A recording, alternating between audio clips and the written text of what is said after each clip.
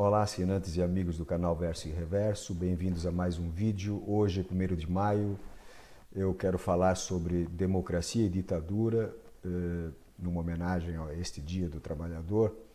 Eu vou falar um pouquinho sobre a ditadura portuguesa de Salazar, mas para os milhares de assinantes do canal que estão aí do outro lado, no Brasil, vão perceber que há bastantes semelhanças, pois ditaduras usam os mesmos métodos, têm os mesmos princípios, os mesmos fundamentos, quer aqui, quer lá no Brasil. Então, embora os exemplos sejam da ditadura daqui, eu acho que vale a pena também para os amigos do Brasil. E eu começo exatamente com uma pergunta aqui para os meus amigos portugueses, que costumam... Alguns, infelizmente, costumam, diria, sentir saudades daquela época. Então a minha pergunta é: Portugal está melhor hoje ou no tempo de Salazar? Na ditadura os portugueses viviam melhor ou pior do que hoje? 46 anos depois da Revolução de Abril, há perguntas que nem deveriam ser feitas, mas os órfãos da ditadura insistem em manter viva uma comparação que devia ter ficado enterrada no passado. Pois bem, para sermos justos, primeiro é preciso admitir que ditaduras e desenvolvimento nem sempre são excludentes. Pois é, há indicadores econômicos que tiveram, de fato, bom desempenho nos anos 60 e 70, como o crescimento do PIB, por exemplo. Porém, convém lembrar que essa verdade relativa não tira 1 milímetro sequer da injustiça que representa um regime de exceção. Ditaduras podem ser prósperas e, ainda assim, ultrajantes. Podem dar uma falsa sensação de segurança, mas, ainda assim, são um insulto à condição humana.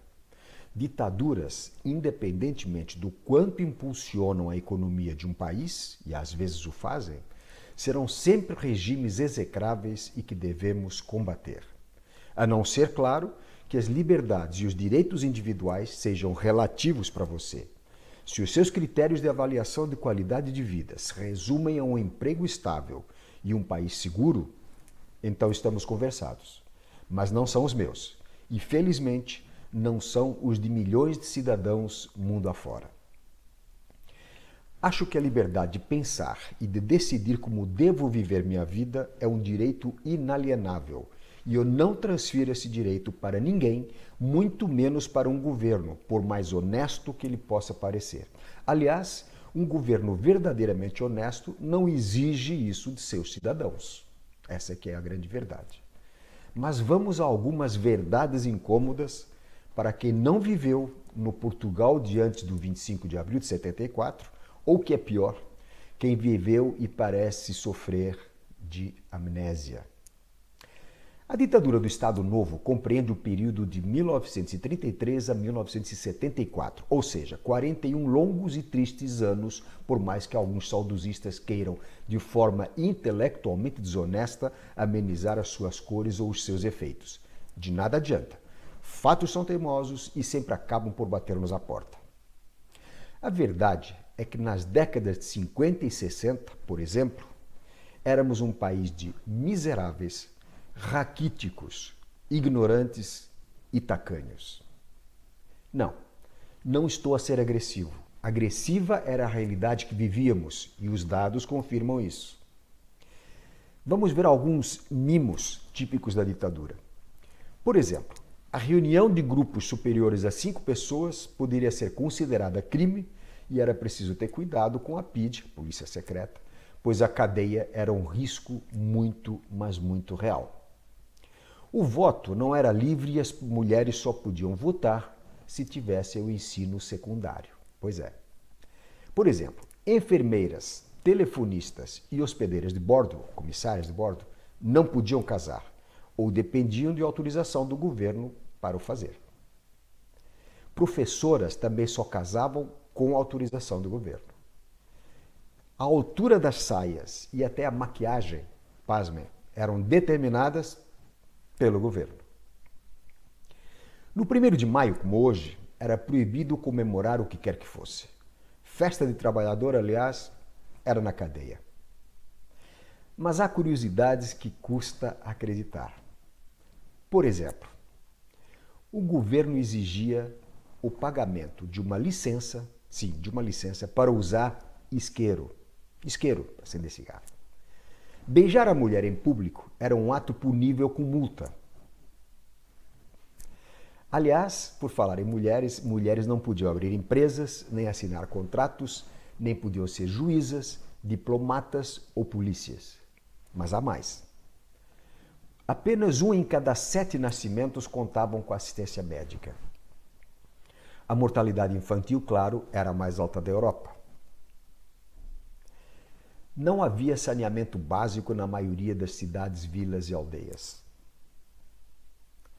Em cada 5 casas, 4 não tinham casa de banho, banheiro, como se diz aí no Brasil. De cada 3, só uma tinha água canalizada. 50% das casas não tinham luz elétrica.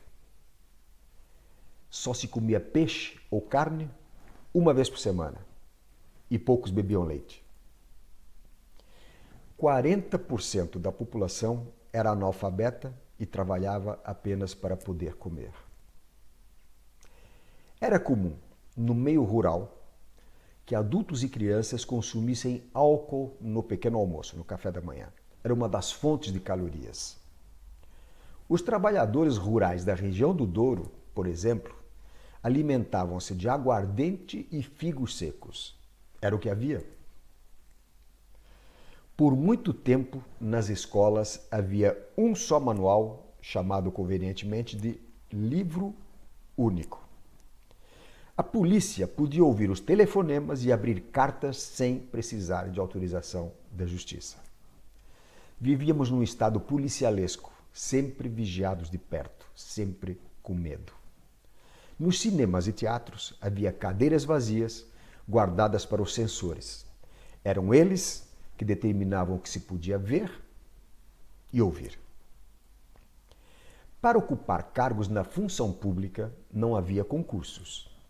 Era preciso obter do governador civil da província um atestado que dizia: declaro que estou integrado na ordem pública estabelecida na Constituição de 1933, com ativo repúdio do comunismo e de todas as ideias subversivas. Só assim podia conseguir-se um emprego público. Escusado será falar do enorme poder concentrado nas mãos do governador ou dos seus assessores, a quem cabia, claro, passar essas certidões, preferencialmente aos amigos. Enquanto isso, Salazar incentivava o Estado dentro do Estado. Além da Mocidade Portuguesa, uma espécie de milícia desarmada criada em 1936 e obrigatória para crianças dos 7 aos 14 anos, e da qual eu fui obrigado a participar, como muitos outros, havia a Legião Portuguesa, milícia criada no mesmo ano e que contava com mais de 120 mil membros. Ela só foi extinta em 25 de abril de 74, por ocasião da Revolução. Mas lembro-me pessoalmente de outros detalhes que ajudam a compor uma fotografia clara daquela época triste. As escolas, por exemplo, não tinham aquecimento. E quando tinham, era petróleo. Quando havia, claro. Ficávamos os primeiros 15 ou 20 minutos de aula a esfregar as mãos para poder usar o lápis, pois o frio deixava-nos congelados, os dedos não dobravam para pegar no lápis.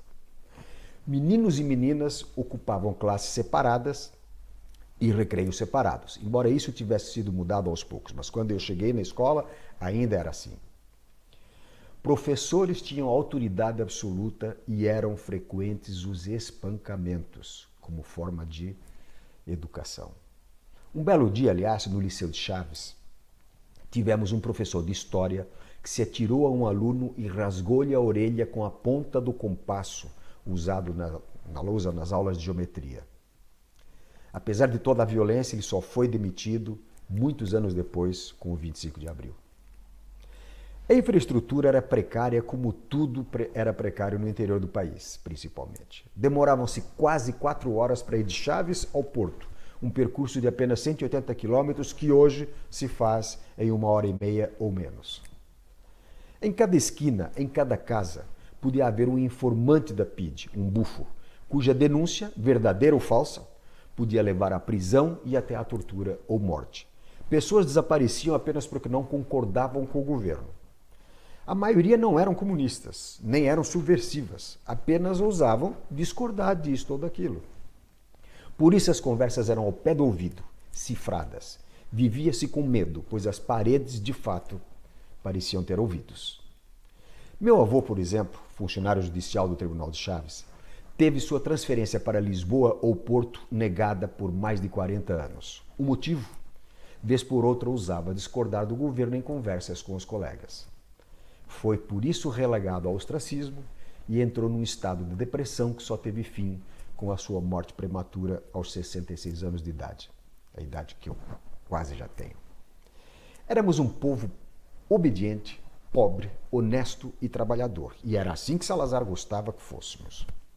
Aliás, abandonado e criticado pela comunidade internacional, principalmente pela condução irresponsável da questão colonial, Salazar gostava de dizer: estamos orgulhosamente sós. Mas é bom que se diga: pobre e atrasado era só o povo.